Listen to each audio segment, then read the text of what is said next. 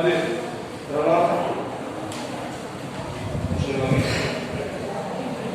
dalam pengertian pada pagi hari ini. Kami mengundang saudara untuk turut serta dalam kegiatan GKI Cibadak, dan apabila saudara ingin menjadi anggota jemaat GKI Cibadak, harap menghubungi majelis jemaat di ruang studio. Proyek firman Kemarin minggu ini 11 Oktober 2020 dilayani oleh Pendeta Iman Sugio Ibrahim. Kebaktian di Gedung tanggal 18 Oktober 2020 akan dilayani oleh saudari Monitiko Perdana SSI Rektor dan mereka Ramai Ibadah Konsep Gedung Gereja Rektor dan mereka ditiadakan sehubungan dengan protokol kesehatan terkait COVID-19. Persetujuan rumah tangga berdasarkan surat edaran dari BPMST Jawa dan imbauan dari pemerintah untuk menerapkan social distancing terkait wabah virus COVID, maka persetujuan rumah tangga GKI Cibadak akan ditiadakan. Untuk informasi lebih lanjut dapat menghubungi majelis jemaat. Protokol COVID berikut akan dibacakan protokol ibadah pada saat pandemi COVID di GKI Cibadak sebagai berikut. Menduduki kursi jemaat yang tidak bertanda sedang sesuai dengan nomor urut absensi masuk dan duduk di bagian kanan atau kiri dari pintu masuk sesuai dengan arahan pada saat pengisian absen. Memakai masker selama ibadah berlangsung. Tidak melakukan salah melakukan dalam ibadah. Jaga jarak aman dan tidak berkerumun. Setelah ibadah selesai, jemaat diharapkan untuk segera pulang ke rumah. Setelah pembacaan dan tulisan, mentua akan mengambil gambar foto jemaat secara keseluruhan dari arah mimbar. Selesai kebaktian, dimohon tempat anggota jangan dibuang pada tempat sampah atau boleh dibawa untuk dibuang pada tempat yang telah disediakan di depan. Jadi nanti untuk teknisnya silakan buka semuanya tempatnya dibuang masing-masing karena kita untuk menjaga protokol kesehatan COVID. Persembahan undangan akan dikumpulkan pada hari ini tanggal 11 Oktober 2020 kepada jemaat dan simpatisan yang dapat mengambil amplop persembahan undangan di lorong samping. Perjamuan kudus pada hari ini tanggal 11 Oktober 2020 kita akan melaksanakan perjamuan kudus sedunia. Perjamuan kudus diperuntukkan bagi jemaat dan simpatisan yang telah dibaptis atau sini. Kepada seluruh jemaat dan simpatisan GKI Cibadak diharapkan mempersiapkan diri dalam menyambut perjamuan kudus ini. Jemaat yang belum mendapat pasti dan anggur dapat menghubungi pengatua mengambil di area pintu masuk gereja bersama dengan pengambilan amplop persembahan perjamuan kudus. Pembagian susu Diakonia pada tanggal 18 Oktober 2020 akan dilaksanakan pembagian diakonia dengan juga makanan tambahan berupa susu bagi anak-anak. Kepada orang tua untuk tidak diharapkan untuk tidak membawa anak. Jadi orang tua dapat mengambil susunya langsung dengan catatan membawa berat badan anak. Demikian tulisan ini. Selamat beribadah.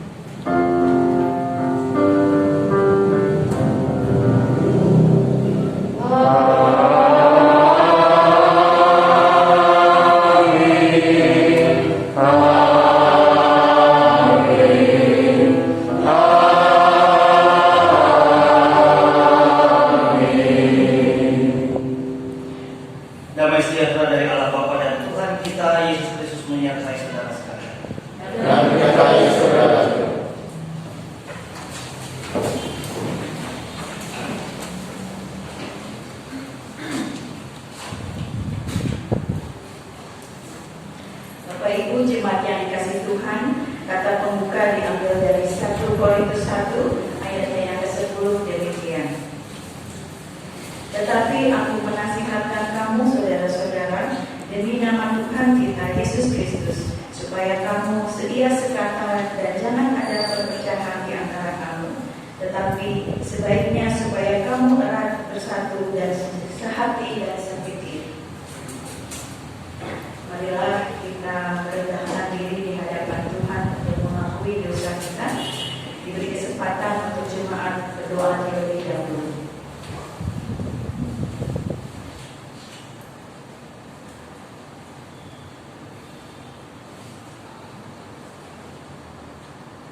Bapa yang bertata dalam kerajaan surga, saat ini kami datang untuk mengakui segala dosa dan kesalahan yang telah kami perbuat dalam pikiran, perkataan, dan perbuatan. Kiranya Tuhan mengampuni dosa dan kesalahan kami. Mohon belas kasih-Mu ya Bapa, dalam nama Tuhan Yesus kami sudah berdoa. Amin.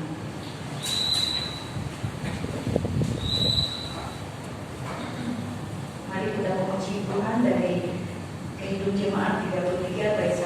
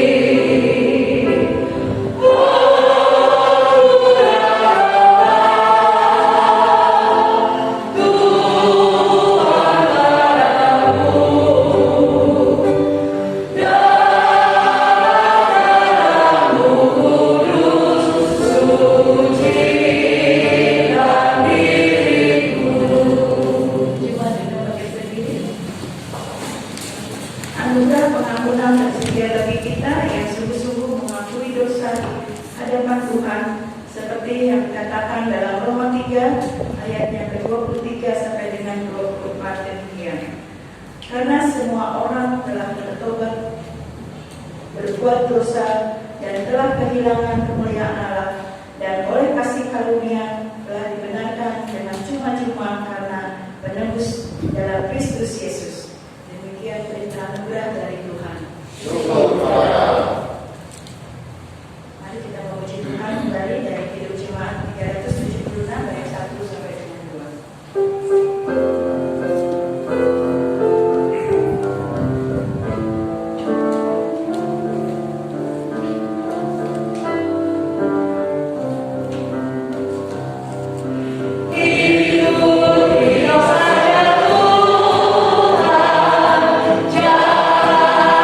Jangan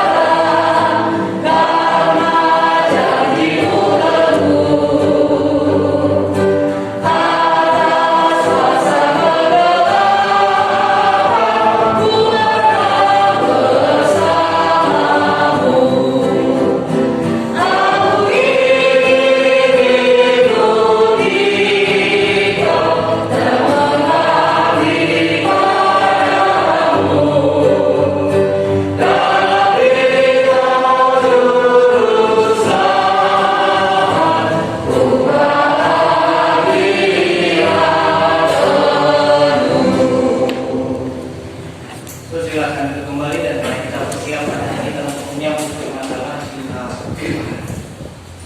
Bapa, kami bersyukur karena Tuhan selalu menyertai kami. Bahkan berkat-berkat-Mu terus Tuhan limpahkan di tengah-tengah kehidupan kami, sehingga kami tetap ada sampai saat ini. Oleh karena itu Bapak, sebagai ungkapan syukur kami atas kasih Tuhan itu, maka kami pun ingin senantiasa mengasihi Tuhan di tengah-tengah kehidupan kami, terlebih juga di tengah-tengah keluarga kami, sehingga keluarga kami boleh menjadi keluarga yang menghadirkan damai sejahtera Allah. Kiranya Tuhan menuntun kami melalui firman yang sebentar akan kami baca dan renungkan, sehingga firman itu yang akan mendasari seluruh kehidupan kami dimanapun kami berada. Kiranya Roh Kudus-Mu juga menolong kami agar kami dimampukan bukan hanya untuk mengerti, tetapi juga untuk dapat melakukannya dalam hidup sehari-hari kami. Bersabdalah ya Bapa, kami siap mendengarkannya. Dalam nama Tuhan kami Yesus Kristus kami berdoa. Amin. Bapak Ibu dan Saudara sekalian, mari kita membuka firman Allah dari Injil Matius pasal yang ke-22, ayatnya yang pertama sampai dengan ayat yang ke-14. Matius 22 ayat pertama sampai dengan ayat yang ke-14. Dan firman Allah mengatakan demikian. Lalu Yesus berbicara pula dalam perumpamaan kepada mereka. Hal kerajaan surga seumpama seorang raja yang mengadakan perjamuan kawin untuk anaknya. Ia menyuruh hamba-hambanya memanggil orang-orang yang telah diundang ke perjamuan kawin itu, tetapi orang-orang itu tidak mau datang. Ia menyuruh pula hamba-hamba lain, pesannya, katakanlah kepada orang-orang yang diundang itu, sesungguhnya hidangan telah kusediakan, lembu-lembu jantan dan ternak peliharaanku telah disembelih, semuanya telah tersedia. Datanglah ke perjamuan kawin ini. Tetapi orang-orang yang diundang itu tidak mengindahkannya. Ada yang pergi ke ladangnya, ada yang pergi mengurus usahanya, dan yang lain menangkap hamba-hambanya itu, menyiksanya dan membunuhnya. Maka murkalah raja itu, lalu menyuruh pasukannya ke sana untuk membinasakan pembunuh-pembunuh itu dan membakar kota mereka. Sesudah itu ia berkata kepada hamba-hambanya, perjamuan kawin telah tersedia, tetapi orang-orang yang diundang tadi tidak layak. Sebab itu pergilah ke persimpangan-persimpangan jalan dan undanglah setiap orang yang kamu jumpai di sana ke perjamuan kawin itu. Maka pergilah hamba-hamba itu, dan mereka mengumpulkan semua orang yang dijumpainya di jalan-jalan, orang-orang jahat dan orang-orang baik, sehingga penuhlah ruangan perjamuan kawin itu dengan tamu. Ketika raja itu masuk untuk bertemu dengan tamu-tamu itu, dia melihat seorang yang tidak berpakaian pesta. Dia berkata kepadanya, hai saudaraku, bagaimana engkau kemari dengan tidak mengenakan pakaian pesta? Tapi orang itu diam saja. Lalu kata raja itu kepada hamba-hambanya, ikatlah kaki dan tangannya dan campakkanlah orang itu ke dalam kegelapan yang paling gelap. Di sanalah akan terdapat ratap dan kertas gigi. Sebab banyak yang dipanggil, tetapi sedikit yang dipilih. Sedemikianlah Injil Tuhan Yesus Kristus yang berbahagia di atas setiap kita, yang mendengarkan firman Allah dan yang memeliharanya dalam hidup kita sehari-hari. Haleluya.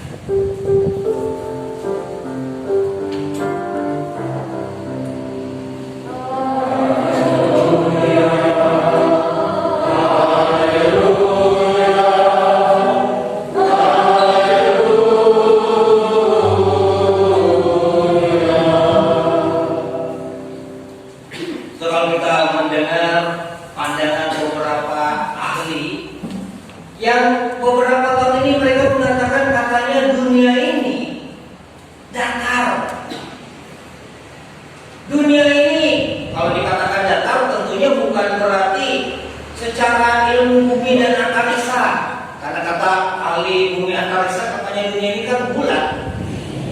Tetapi orang ini mengatakan dunia ini datar bukan dalam artian itu, bukan bicara tentang planet bumi, tetapi tentang kehidupan di dunia sekarang ini. Kalau dikatakan datar itu maksudnya adalah tidak ada batasnya lagi, tidak bersekat. Sekarang tidak lagi orang perlu bicara wah terlalu jauh kalau kamu ketemu orang itu atau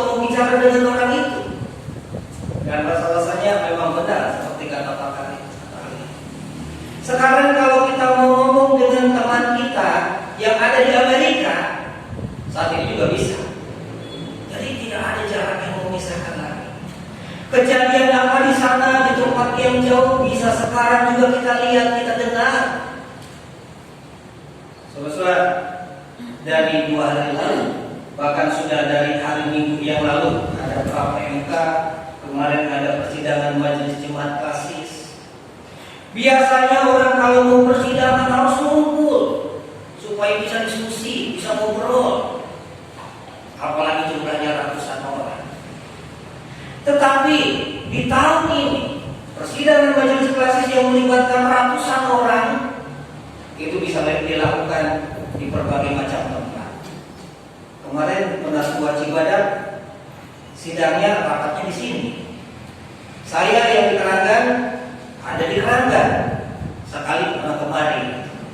Yang dari Bursa ada di Bursa. Di Cawang ada di Cawang. Dan saudara, kita bisa lihat di tempat mana saja kita bisa rapat bersama. Bukan cuma ngobrol 2 orang, tetapi bisa ngobrol beratus-ratus orang dalam satu kesempatan dan bisa saling menangkap.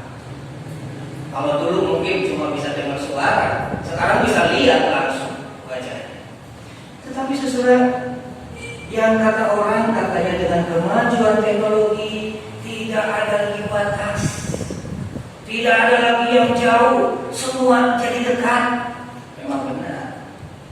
Kita bisa ngobrol dengan yang jauh, bisa melihat, bisa mendengar yang jauh. Sehingga moto mereka katanya dengan kemajuan teknologi kita, dengan kemajuan komunikasi kita, maka yang jauh itu menjadi dekat. Tapi saudara, persoalannya adalah ternyata kemajuan teknologi itu juga tidak hanya mendekatkan yang jauh. Yang semula jauh bisa segera kita hubungi, kita kontak, kita bicara. Tetapi dalam kemajuan teknologi komunikasi, seringkali justru juga menjauhkan yang dekat. Ini yang sayangnya seringkali terjadi di tengah-tengah kehidupan kita. Saudara suka memperhatikan ketika saudara berkumpul dengan keluarga, ketika makan satu meja misalnya. Pada ngobrol nggak dalam kesempatan itu? Ngobrol ya? Ngobrolnya dengan siapa? Kalau saya memperhatikan banyak kejadian keluarga-keluarga makan bersama di satu meja, pada ngobrol tapi ngobrolnya dengan HP-nya masing-masing kan ya? Yang si anak ngobrol dengan temannya di mana nggak tahu, istrinya ngontak siapa, suaminya ngontak siapa, pada ngobrol. Tapi ngobrolnya dengan yang jauh, yang dekat. Masa bodoh, cuma paling ada mijit lagi, mijit lagi. Yang dekat tidak lagi dipedulikan. Ini akhirnya jadi yang dekat ini jadi jauh. Sesuai jadi kemajuan teknologi bukan cuma mendekatkan yang jauh, ternyata bisa juga menjauhkan yang dekat. Orang peduli dengan yang dekat. Kita lebih dekat sama yang nggak tahu di mana, yang nggak kelihatan. Lalu kita lihat juga hal yang negatif yang lain. Apa yang muncul di dalam komunikasi itu belum tentu menggambarkan sikap atau keadaan yang sebenarnya dari orang yang sedang berkomunikasi itu. Saya jujur saja baru belakangan ini main WA, karena dari dulu saya nggak mau WA. Saya bilang kalau WA nanti saya jadi sibuk baca berita, satu hari berapa ratus. Padahal banyak kan bercanda doang, buang-buang waktu. Akhirnya ikut-ikutan juga pakai WA karena tuntutan zaman. Sekarang kan ketemu susah, akhirnya ya sudahlah saya pakai. Banyak emoticon itu kan muncul, gambar-gambar ya. Saudara, ketika misalnya kita lihat emoticon senyum, ada hal yang muncul ditulis di situ lalu gambar senyum. Itu orang yang ngetik senyum itu kasih gambar senyum dari senyum kan? Belum tentu kan ya? Sama ada berita yang menyedihkan lalu dikasih gambar yang wah air mata bercucuran gitu. Dia lagi nangis nggak bisa? Belum tentu, jangan-jangan sampai ketawa-ketawa dia menggambarin itu. Ini ternyata belum tentu menggambarkan seperti yang dirinya katakan. Kemajuan teknologi juga juga kadang-kadang dipakai dengan cara yang keliru, sehingga akhirnya justru bukan mendekatkan tetapi membuat jauh, bahkan bisa jadi bertengkar. Saya seringkali mendengar ada keluarga yang bertengkar gara-gara apa? Sebetulnya memang ada perselisihan pendapat di rumahnya awalnya. Ketika perselisih pendapat, lalu orang ini lalu curhat lewat Facebook, lewat status WA, ditulis di situ. Jadi selesai nggak masalah di rumah tangganya. Malah jadi ribut kan ya. Ini ada satu keluarga di jemaat saya begitu ribut, ada selisih pendapat, lalu nulis status di dalam WA-nya, segala macam ditulis di situ panjang lebar, yang baca kan sedunia. Lalu akhirnya ada orang yang ngomong ke suaminya, rupanya suaminya nggak dengar, nggak lihat. Lalu ditanya, kamu lagi masalah ya gini-gini, nolong, kaget kan? Dari mana kamu tahu? Tunjukin status istrinya. Wah, pulang-pulang jadi ribut. Nah, ini kadang-kadang kita pikir ini komunikasi, menolong kita kepada belum tentu. Yang seperti itu menjadi satu komunikasi yang baik, tetapi malah bisa jadi sesuatu yang membuat panas dan ribut tengah-tengah keluarga. Saudara, kalau kita memperhatikan keluarga itu adalah sebuah lembaga yang terkecil yang ada di tengah-tengah hidup kita bersama. Yang seharusnya di tengah-tengah keluarga itu kita bisa menghadirkan damai, sejahtera, menghadirkan kasih dan kerukunan di antara orang-orang yang ada di dalam keluarga itu. Memang itu tidak mudah. Kenapa tidak mudah? Karena di tengah-tengah keluarga kita pasti terdiri dari orang-orang yang berbeda dalam banyak hal. Berbeda karakternya, berbeda gaya bicaranya, berbeda macam-macam. Apalagi kalau kita ini perhatikan keluarga, suami istri, kan asal-muasalnya kan dari keluarga yang tentunya berbeda, dengan kebudayaan yang berbeda, disatukan dalam satu keluarga. Jadi bisa jadi terjadi gesekan di sana. Tetapi sesuai segala perbedaan yang ada seharusnya disikapi dengan kesabaran, dengan saling pengertian, sehingga tidak lalu perbedaan itu menjadi alasan untuk kita bertengkar dan ribut. Kita lihat sesuai kesabaran yang dinampakkan di dalam bacaan kita tadi dalam Injil Matius. Ketika sang raja yang ingin punya acara untuk kumpul-kumpul, mengadakan sebuah pesta kawin. Pesta kawin itu menggambarkan kesukacitaan yang harusnya terjadi di tengah-tengah acara itu. Ketika mereka berkumpul diharapkan sukacita, tetapi ternyata undangan yang disampaikan oleh sang raja itu tidak didengar, tidak ditanggapi dengan baik. Padahal kalau kita mengingat ceritanya, yang undang itu adalah raja. Kalau saudara diundang raja pasti bukan cuma bangga ya. Jangan-jangan malah kalau kita ini berbesar hati, berbesar kepala juga, nyomong orang lain, yang saya diundang raja. Sebelum jamnya jangan-jangan duluan kita datang.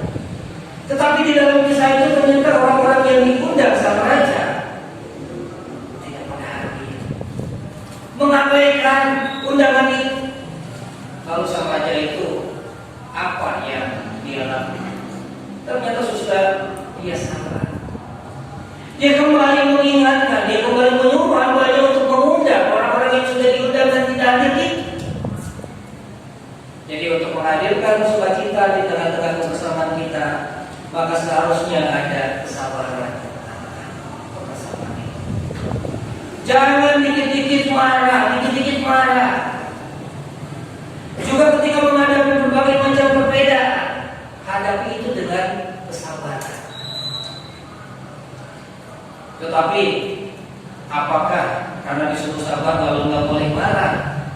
Orang Kristen boleh marah nggak sih? Boleh. Kalau apa? Atau marah yang seperti apa? Kadang-kadang kita tahunya boleh, tapi bagus juga ya. Boleh yang kayak apa? Ketika apa? Pokoknya ketika ada yang tidak menyuka citakan, marah saja. Tapi kalau kita ingat kembali kisah itu, kita lihat sang raja yang dengan sabar ketika melihat atau menanggapi undangannya yang diabaikan, dia kembali mengutus hambanya.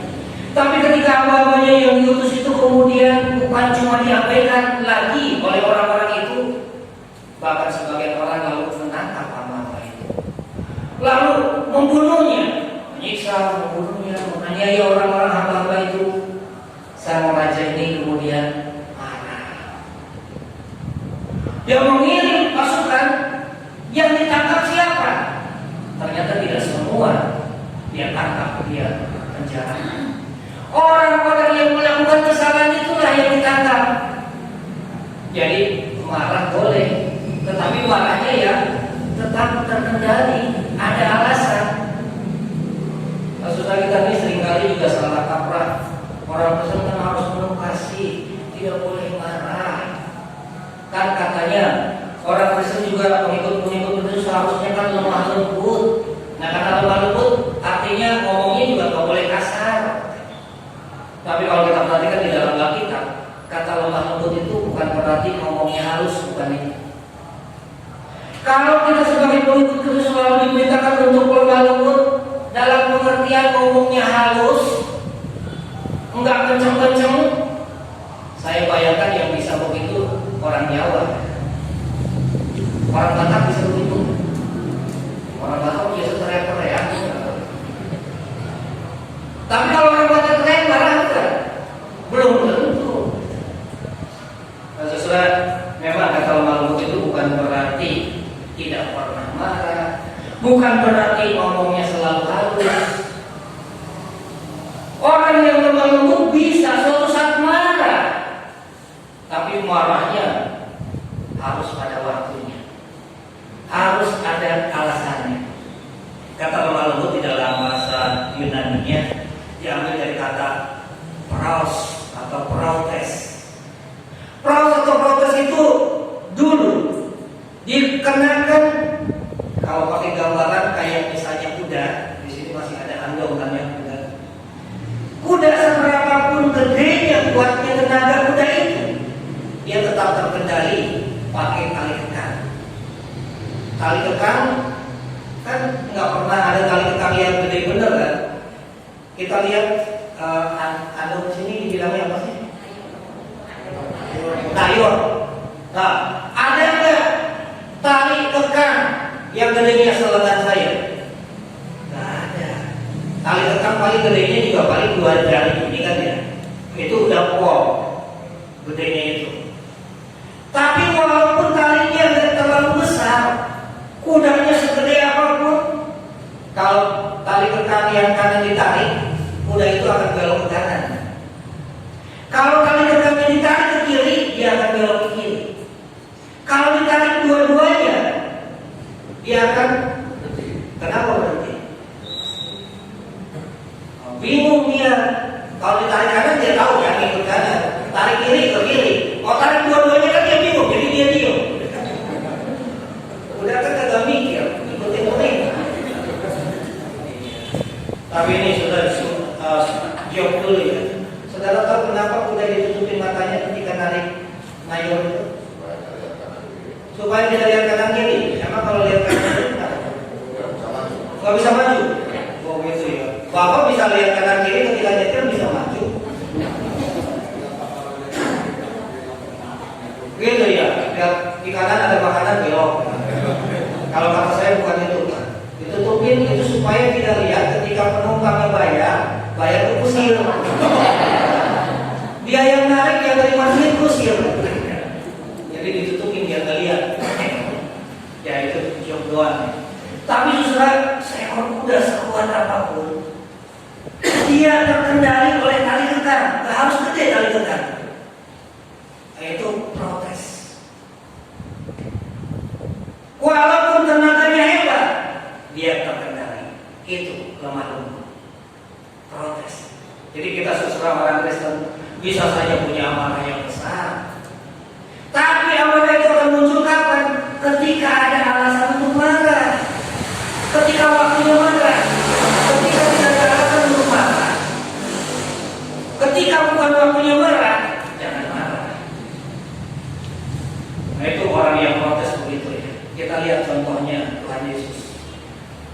Tuhan Yesus kan suka disebut Allah yang lemah lembut. Pernah marah kan? Pernah, kapan marah? Di bait Allah. Kenapa di bait Allah marahnya? Nah, orang kalau ditanya ini suka jawab begini. Karena di bait Allah dipakai berjualan. Perjualannya bukan di bait Allah. Itu di pelataran, di depan. Bukan di dalamnya loh. Kalau di dalamnya mau keterlaluan kan ya, masa di bait Allah pakai jualan? Enggak. Mereka juga tahu tempatnya. Jualan di depan, di pelataran. Tapi kenapa Yesus marah? Sebetulnya bukan karena sekedar berjualan. Saya suka bilang di bidang pelanggan juga ya. Di sana ada kantin gitu Pak, di luar di pelataran. Kalau Yesus marah karena orang berjualan di pelataran bait Allah, maka kalau Yesus datang ketika keranggan, maka kayak apa? Nah, persoalannya bukan soal dagang di depan itu di pelataran persoalannya. Sebetulnya persoalannya waktu itu adalah terjadi karena orang-orang yang berjualan di sana itu rupanya ber-KKN. KKN tahu ya? Korupsi, kolusi, nepotisme, bukan pura-pura ninja. Mereka ini berkolusi dengan siapa? Dengan pejabat bait Allah. Untuk apa? Meraup keuntungan sebanyak mungkin. Caranya bagaimana? Lewat jualannya. Dulu saudara, orang kalau mau beribadah kepada Allah, mau bawa persembahan kepada Allah, tidak seperti kita zaman sekarang. Kalau mau bawa persembahan, bawa duit apa saja kan boleh kan? Punya rupiah masukin, punya dolar masukin di kantong persembahan boleh, punya emas masukin boleh juga, punya kupon STSB, kupon togel boleh. Ya, saudara-saudaranya saya pernah, kalau saya nanya ini karena pernah sekali waktu dulu saya di Serang, waktu itu praktek liburan ya. Ketika selesai ngitung persembahan, rupanya ada kupon STSB.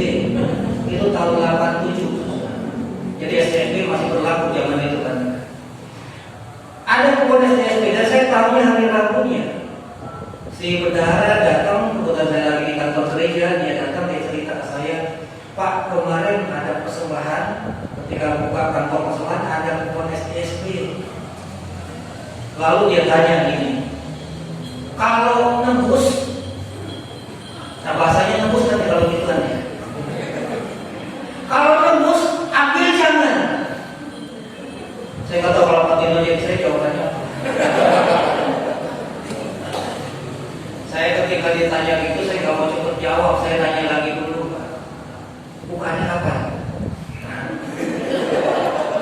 Kalau udah buka, pasti dia akan ngomong gitu kalau tembus. Kalau udah buka kan tahu kalau tembus atau enggak.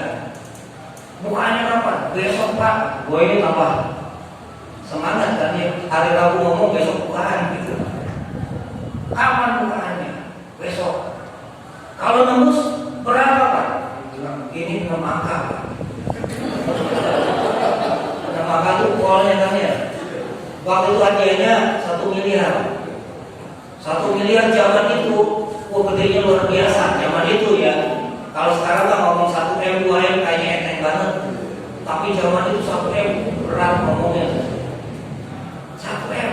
Lalu ketika dengar itu saya bilang, Pak, kalau tembus mah dapat 1M, ambil. Kenapa ambil? Kalau enggak, keenakan bandar.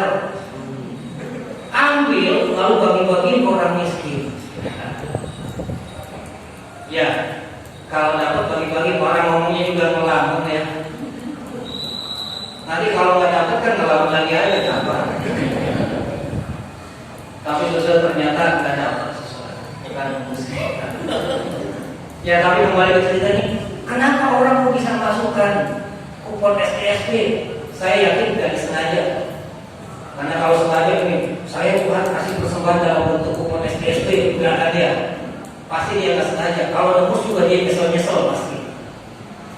Kenapa bisa begitu? Karena segala macam duit bisa diserahkan.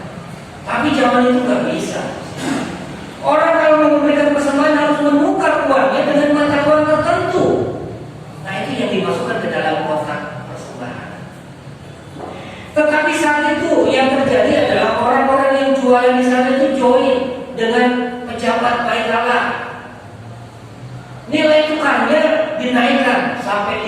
sampai 7 kali lipat.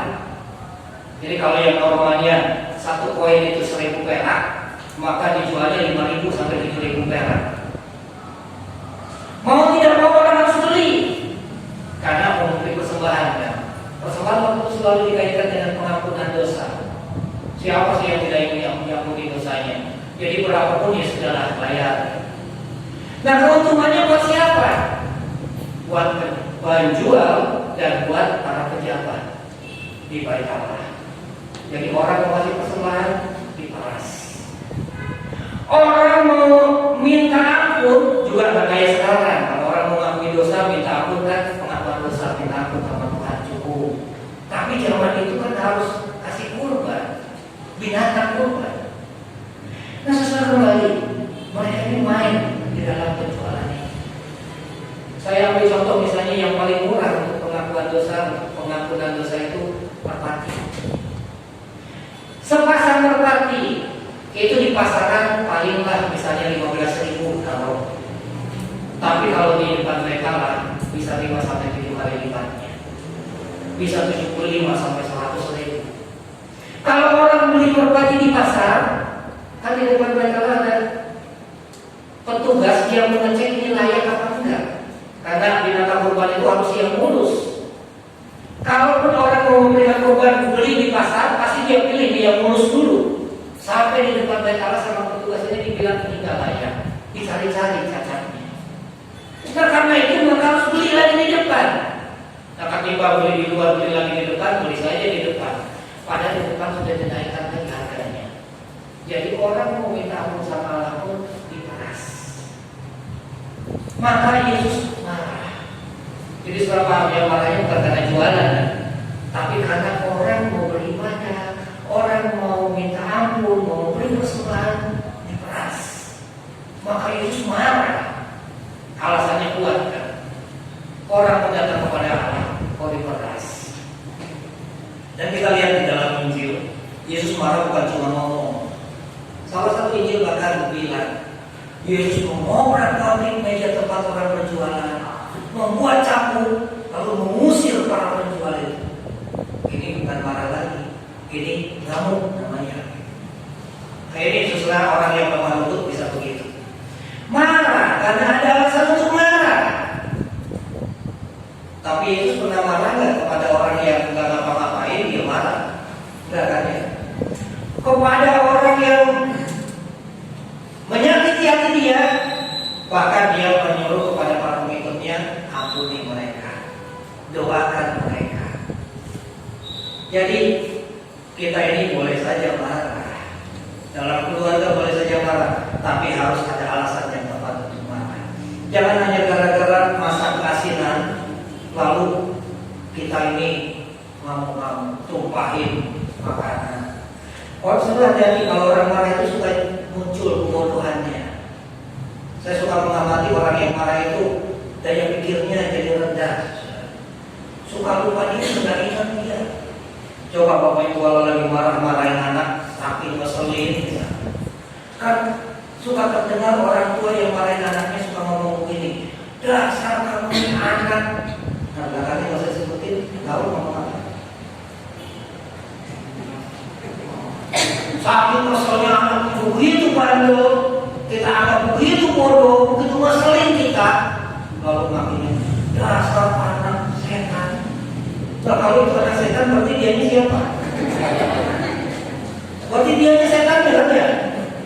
Ini orang-orang itu hilang logikanya. Dia itu bodoh. Satu kali juga pernah pengalaman ada jemaat saya, ini orangnya sangat pintar.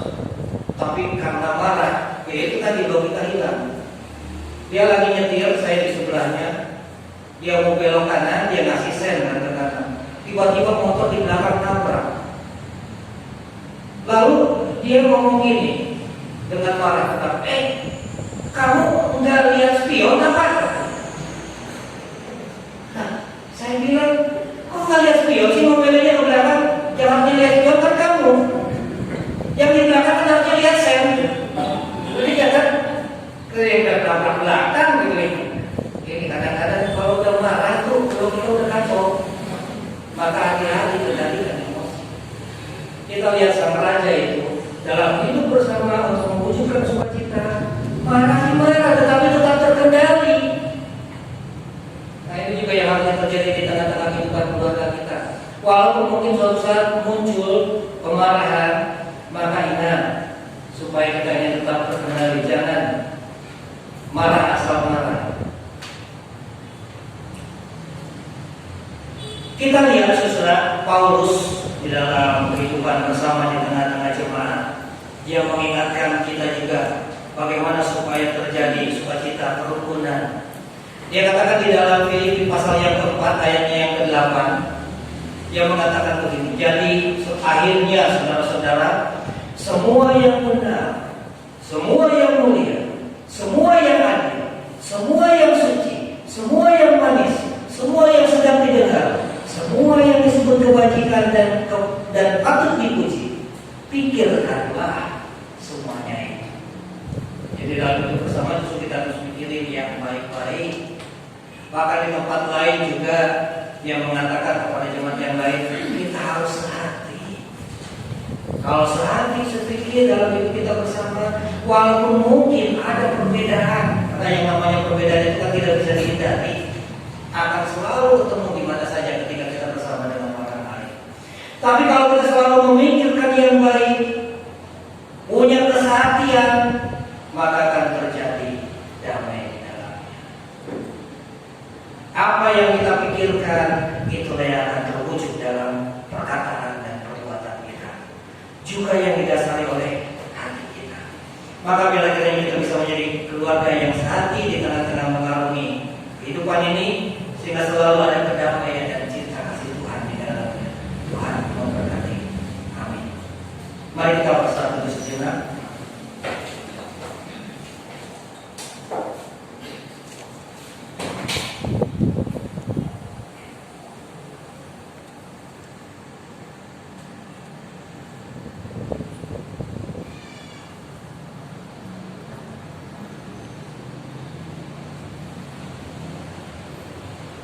Kita akan mendengarkan persembahan pujian.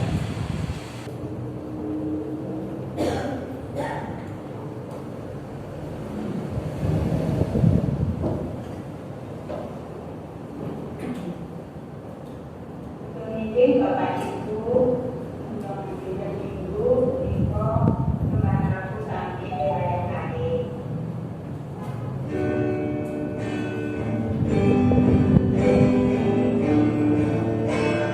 Thank you.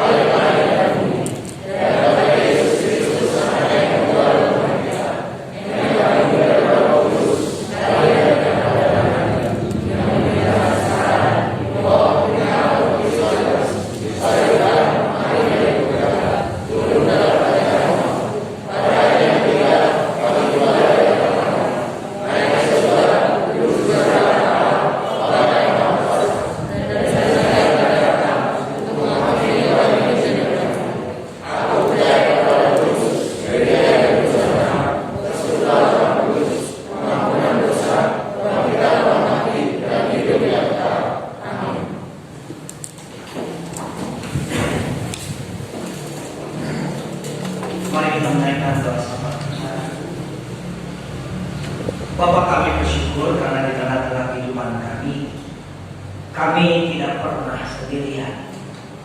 Tetapi kami selalu hadir bersama dengan orang-orang yang ada di sekitar kami, di dalam keluarga, di gereja, di tempat kami bekerja dan berusaha, bahkan juga di dalam kehidupan bermasyarakat kami. Dan kami juga menyadari keberadaan kami di tengah-tengah kebersamaan kami tidaklah akan menjadi hal yang apa-apa jika kami hanya sendirian saja. Kami bisa menjadi bermakna, bisa menjadi seperti sekarang ini, justru juga karena adanya orang lain bersama dengan kami. Oleh karena itu Bapak, ajar supaya kami memiliki kesabaran di dalam kami hidup bersama, kebijakan dan cinta kasih untuk kami selalu berupaya mewujudkan damai, sukacita dan cinta kasih itu di tengah-tengah kehidupan bersama kami. Sehingga dimanapun kami berada, maka damai dan cinta kasih itulah yang senantiasa ada dalam hidup kami.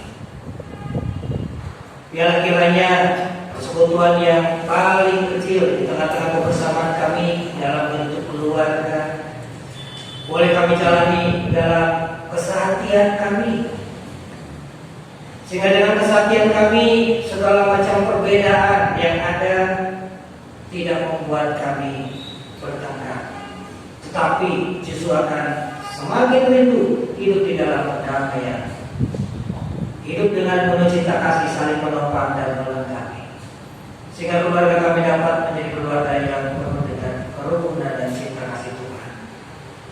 Kami juga berdoa untuk gereja.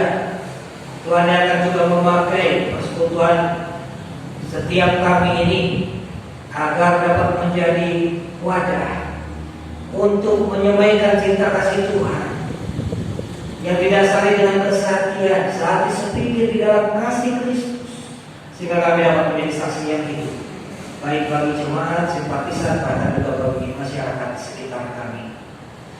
Kami berdoa untuk seluruh gereja Tuhan di saat ini yang juga tidak lepas dari berbagai macam persoalan, termasuk pandemi COVID-19 yang juga masih mewabah juga di kota kami di Cibadak ini. Akhirnya Tuhan tetap memakai gereja-gereja Tuhan ini dapat menjadi alat yang hidup untuk dapat terus memulihkan kehidupan yang sedang ada di dalam bencana ini, menghadirkan cinta kasih Tuhan melalui setiap pelayanan yang dilakukan. Akhirnya Tuhan pakai gerejamu, khususnya gereja Cibadak ini, menjadi kepanjangan tangan kasih Tuhan, menjadi penyalur berkat kasih Tuhan bagi mereka juga yang mengalami dan terdampak pandemi COVID, baik kesehatan ataupun juga mungkin ekonomi dan hal-hal yang lainnya. Tuhan berikan hikmat bijaksana bagi para penatua, baik di lingkup GKI Cibadak ataupun juga yang lebih luas di dalam lingkup klasis, di mana kami juga telah selesai melakukan persidangan majelis klasis kemarin. Akhirnya apa yang bagi putuskan di dalam persidangan itu boleh ditindaklanjuti dengan program-program yang nyata, sehingga boleh menjadi perwujudan cinta kasih Tuhan di dalam pelayanan gerejamu bagi semuanya. Agar apa yang diputuskan bukan hanya terumus dalam akta dalam sebuah buku, tetapi juga dapat menjadi suatu akta dalam tindakan-tindakan pelayanan yang nyata. Kami ingin serahkan juga para pimpinan di negara kami yang tentunya tidak mudah menghadapi berbagai macam persoalan yang sedang melanda ini. Berikan hikmat bijaksana-Mu supaya mereka dapat memimpin dengan baik demi kemajuan, kemakmuran bangsa dan negara ini. Kami juga berdoa untuk kebijakan yang saat ini sedang dikumuli dan menjadi sesuatu yang persoalan begitu panas di banyak tempat. Undang-undang yang baru Omnibus Law, Tuhan juga yang akan memberikan hikmat bagi pemerintah untuk dapat menyikapi hal ini dengan baik, sehingga kami yakin dengan tuntunan Tuhan, maka apa yang terbaiklah itu yang akan terjadi pada saatnya. Kami ingin serahkan, kami alaskan dari semua hanya di dalam nama Tuhan kami Yesus Kristus. Amin.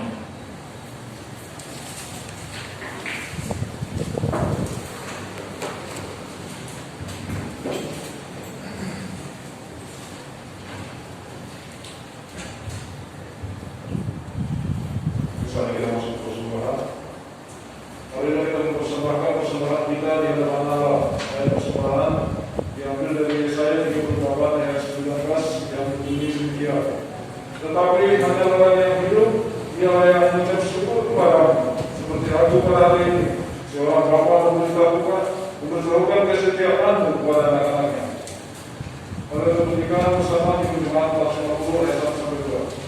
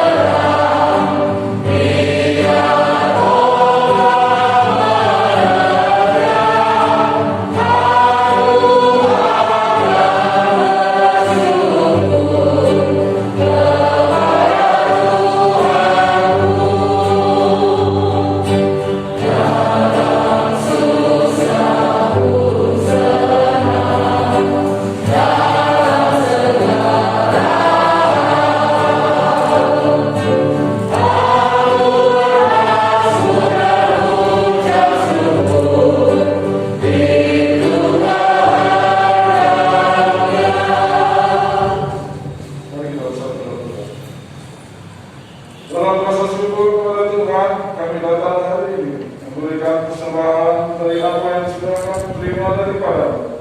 Kiranya Tuhan yang berkenan untuk memberkati persembahan ini sehingga menjadi layak dan dapat digunakan kembali untuk pelayanan bagi gereja Tuhan. Amin.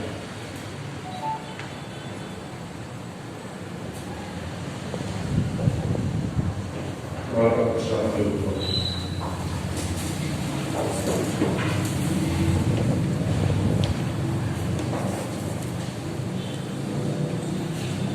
Kita akan memasuki pelayanan jemaat kudus. Marilah kita mengarahkan hati kepada Tuhan. Marilah kita bersyukur kepada Tuhan Allah kita. Ya Allah yang kudus, kami bersyukur kepadamu sebab Engkau pencipta alam semesta yang memeliharanya dengan penuh kasih sayang. Kami bersyukur karena anakmu Yesus Kristus yang menjadi jalan kebenaran dan hidup bagi kami. Kami bersyukur karena Roh Kudus yang Kau kirimkan untuk mengajar dan menghidupkan dalam kehidupan di bumi ini. Kemuliaan kami agungkan dalam paduan suara bersama para malaikat yang tak henti-hentinya menyanyi.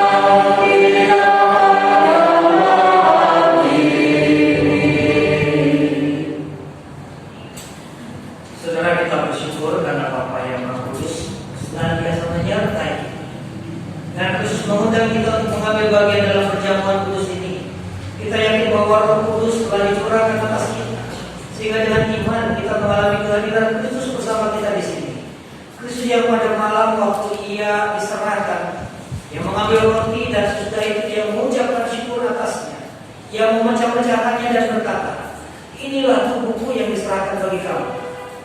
supaya ini menjadi peringatan akan Natal.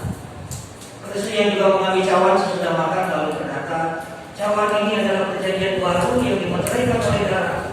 Perbuatlah ini setiap kali kamu meminumnya menjadi peringatan akan aku. Saat ini kita hadir dalam peristiwa karya kasih Allah yang menyelamatkan dunia, kelahiran dan kehidupan Kristus anaknya di antara manusia, pembaptisannya, perjamuan malam terakhir bersama murid-muridnya, kematian. Kita memberitakan kebangkitan Kristus dan kenaikannya ke surga dalam kemuliaan, di mana ia berdoa bagi dunia. Kita merindukan kedatangan Kristus kembali pada akhir zaman untuk menggenapi segala sesuatu sebagai persekutuan yang dipersatukan dengan dan dalam Kristus. Kita mengingat pengorbanan Kristus yang menyelamatkan, yang dikaruniakan kepada umat manusia di semua tempat. Ketika mengambil bagian dalam perjamuan kudus ini, Roh Kudus menolong kita sehingga kita dipersatukan dalam Kristus menjadi satu tubuh dan satu roh, dan menjadi persembahan yang hidup bagi Allah. Melalui Kristus, dengan Kristus, dalam Kristus, semua hormat dan kemuliaan bagi Allah Bapa dalam persekutuan dengan Roh Kudus sekarang dan selamanya. Mari kita menaikkan doa kami bersama-sama.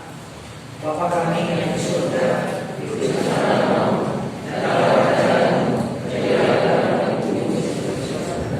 Berikanlah kami hari ini makanan kami yang secukupnya, dan ampunilah kami kesalahan kami, seperti kami mengampuni orang yang bersalah kepada kami. Dan janganlah membawa kami dalam pencobaan, tapi lepaskanlah kami dari yang jahat.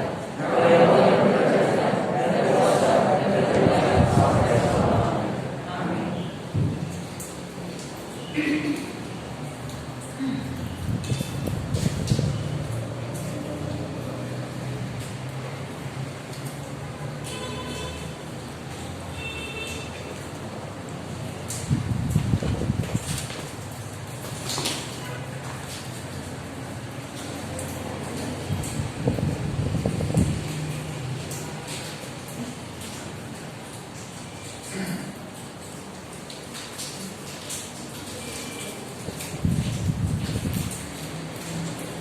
Saudara, hosti yang menggantikan roti yang biasa kita gunakan dalam perjamuan kudus ini melambangkan persekutuan kita dengan tubuh Kristus.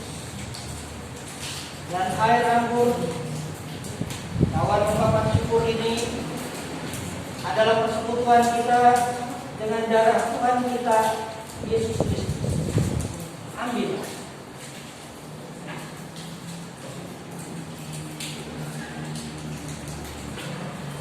Di antara saudara yang berhak mengikuti perjamuan ada saya yang terlewat untuk mendapatkan bukti dan takut bahwa anak-anak supaya kami dapat percaya.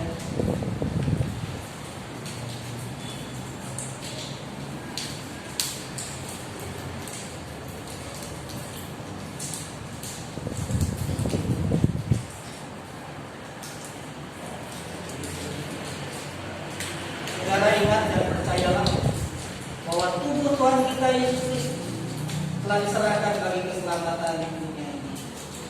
Maka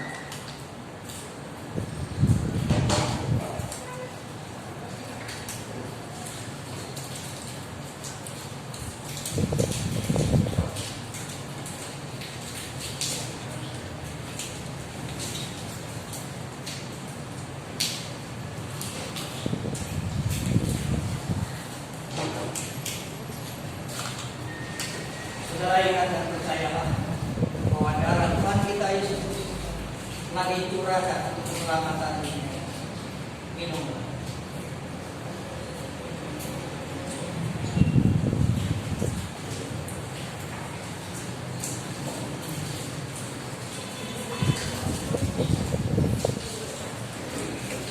Kita menaikkan ungkapan syukur. Saya akan membacakannya dari Mazmur 103.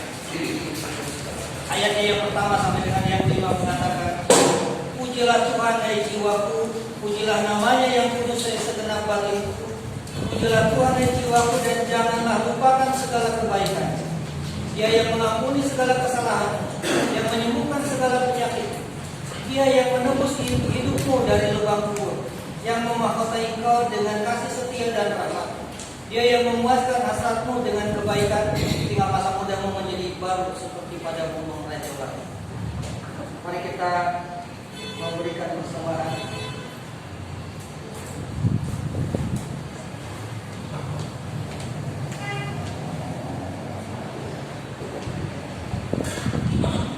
Sambil diiringi dengan nyanyian Spirit Jemaat 424.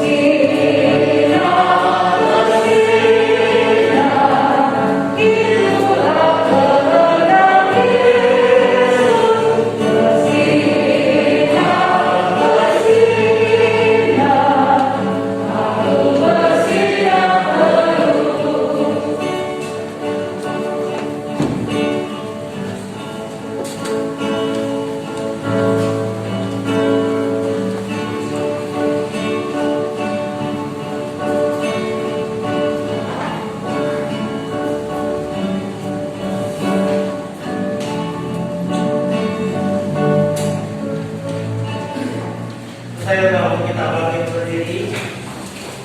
Jemaat yang terkasih, arahkanlah hatimu kepada Tuhan. Jadilah saksi syukur kepada